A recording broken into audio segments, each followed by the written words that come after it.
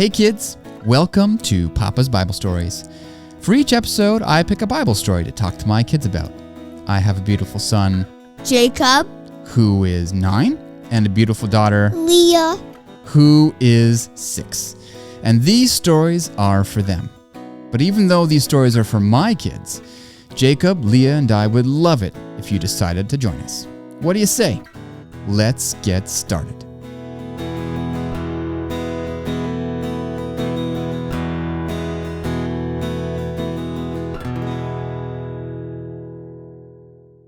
Now, last we left the Israelites, they had refused to enter the promised land.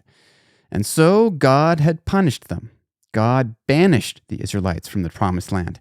They could not enter the promised land for 40 years.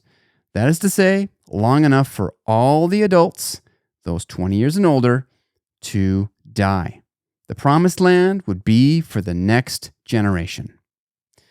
Now, as you can imagine, this might have been a very hard pill for the Israelites to swallow. God was basically telling them that they would be stuck wandering in the wilderness, moving from place to place, always living in tents, never having a home, until the day they died. They would never have any land. They would never build any homes. They would never grow any crops. And just like anyone who gets punished, the Israelites had a choice. They could either humbly accept their punishment, accept that they had really messed up and that their punishment was fair, or they could try to fight it. And what do you kidzos think that the Israelites did? Well, you guessed it. The Israelites were going to try to fight it. Now, among the Israelites was a man named Korah. Korah was a Levite from the same tribe as Moses and Aaron. And in fact, Korah was Moses and Aaron's cousin. And being a Levite, Korah's family, who were called the Kohathites, had an important job to help take care of the tabernacle.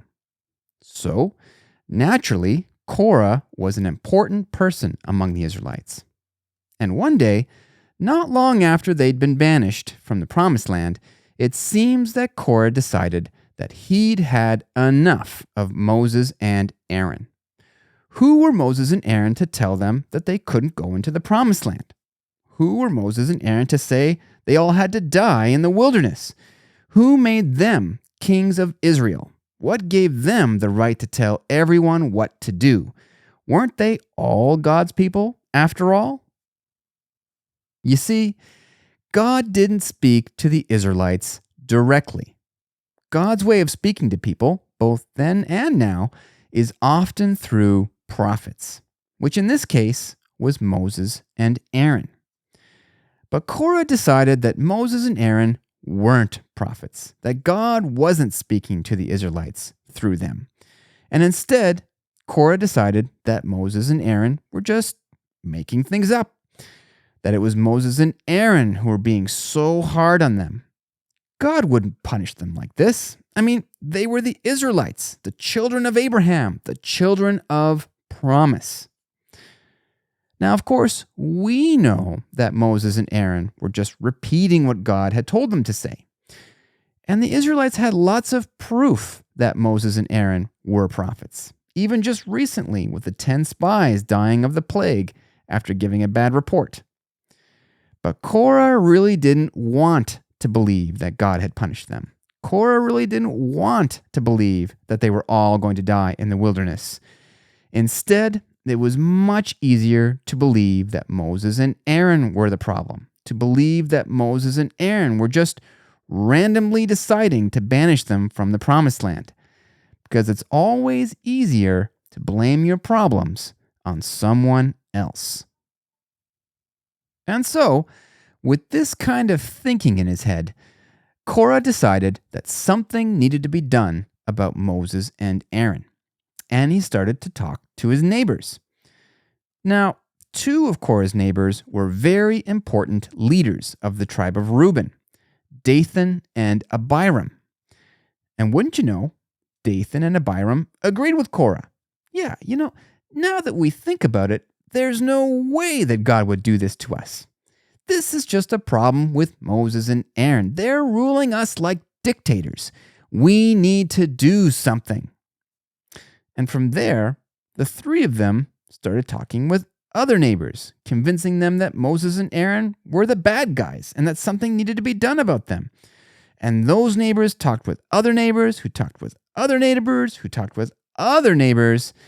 And after lots of talking, most of the Israelites became convinced, and they all decided that it was time to get rid of Moses and Aaron. And then one day, they decided that it was time to do more than just talking. It was time to actually do something. And the Bible says that Korah, Dathan, and Abiram, and 250 princes of the people stood up in front of all the Israelites and directly addressed Moses and Aaron and said, "You take too much upon yourselves, for all the congregation is holy, every one of them, and the Lord is among them. Why then do you exalt yourselves above the assembly of the Lord?" And with this public challenge, Korah and his friends had made it official. The Korah rebellion had begun.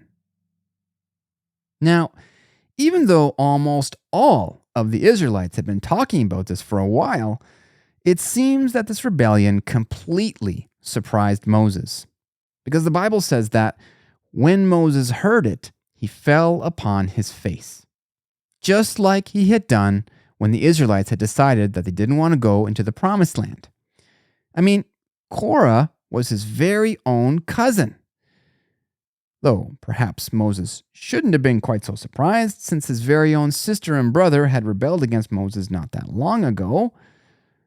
But unlike last time that Moses was laying with his face in the ground, it seems that the Lord spoke to Moses. Because when Moses stood up, he did so with purpose. Moses knew exactly what to do. After Moses had stood up, he looked directly at Korah and the 250 princes and said, "Tomorrow morning the Lord will show who is his and who is holy, and will cause him to come near him." Basically, what Moses is saying is, okay, you guys want to take over for me and Aaron? Fine. But to do our jobs, you will need to talk to God and go right up to him, just like we do. And Moses continued, "Do this. Take censers, Korah and all your company. Put fire in them and put incense in them before the Lord tomorrow. And it shall be that the man whom the Lord chooses is the Holy One." Now, everyone knew that taking censers and going before the Lord was something that only Aaron and his sons were supposed to do. It was part of the priest's job, which Korah and his friends were trying to take over. So the challenge was very simple. You guys think that you can take over? Well, prove it. Tomorrow, let's all go before God with censers and see what happens. And with that, the showdown with Korah and the 250 princes was scheduled. Tomorrow, we'd find out who was who. Now, while Moses was dealing with Korah and the 250 princes, it seems that Dathan and Abiram had snuck away. And Moses, perhaps thinking that Dathan and Abiram were maybe not quite so committed as Korah, tried to talk to them on their own. And Moses called them to come to his tent by themselves.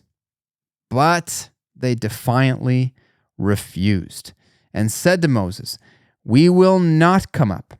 Is it a small thing that you have brought us up out of a land flowing with milk and honey to kill us in the wilderness, that you should keep acting like a prince over us?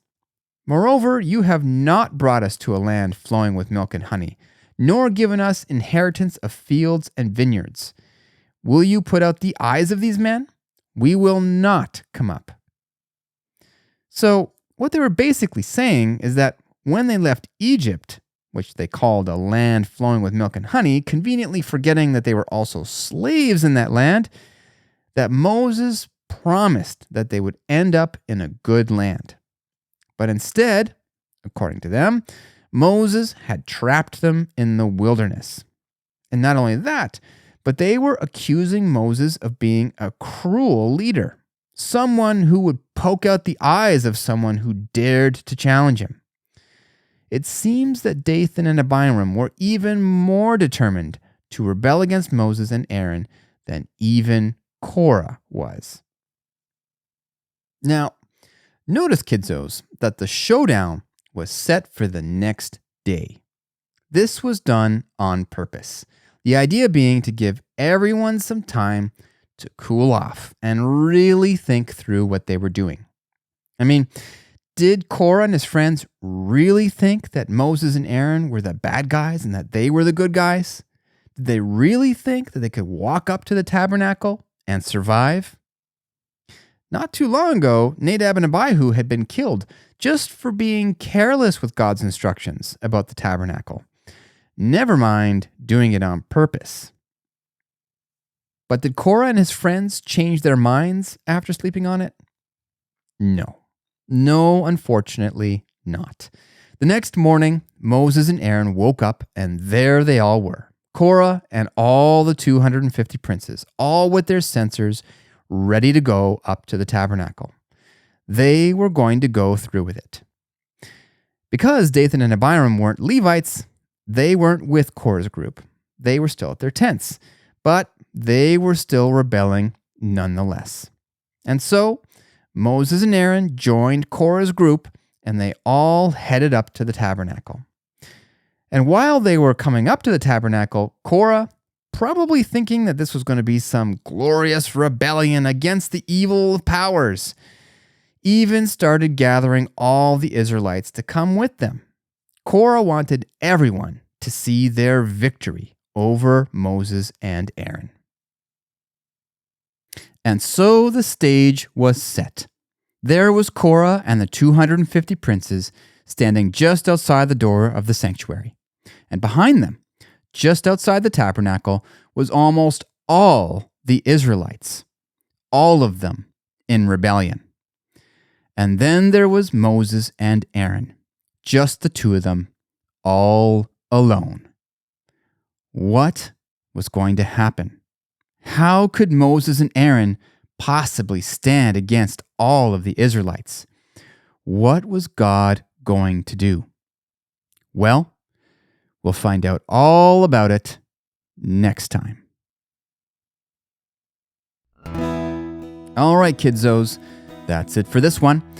I hope you guys enjoyed the story. In the next episode, we will continue this story about the Korah rebellion and find out how God would prove Moses and Aaron right. But until then, to all the kids tuning in, I hope you have an awesome day.